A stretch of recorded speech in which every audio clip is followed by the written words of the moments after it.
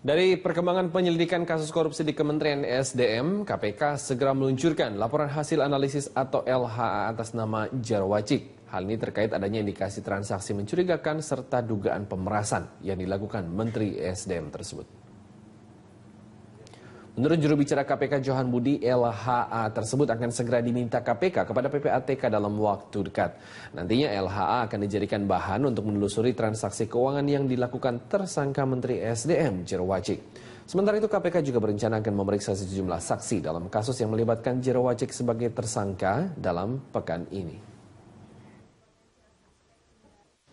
Tadi sudah saya cek bahwa belum ada LHA dari PPATK berkaitan dengan tersangka JW.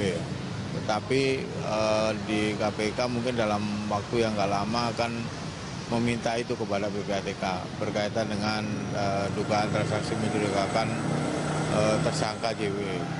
Yang kedua, kalau aset tracing itu tentu akan dilakukan kepada setiap tersangka. Kemungkinan ke pekan-pekan inilah, kalau nggak pekan-pekan depan, ada pemeriksaan saksi.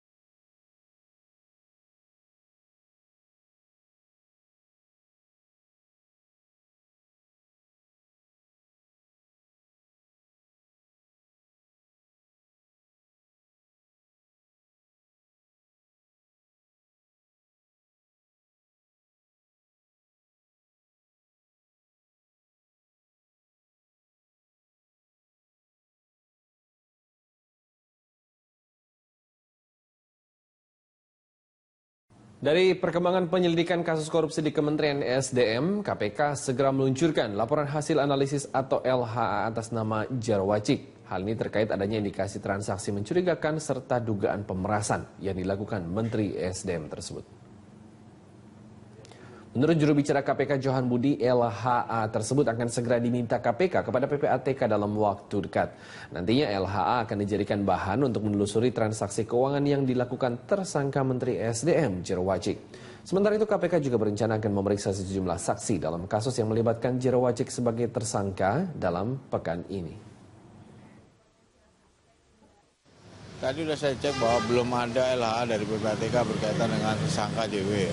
Tetapi di KPK mungkin dalam waktu yang nggak lama akan meminta itu kepada PPATK berkaitan dengan dugaan transaksi mencurigakan tersangka JW. Yang kedua, kalau aset tracing itu tentu akan dilakukan kepada setiap tersangka. Kemungkinan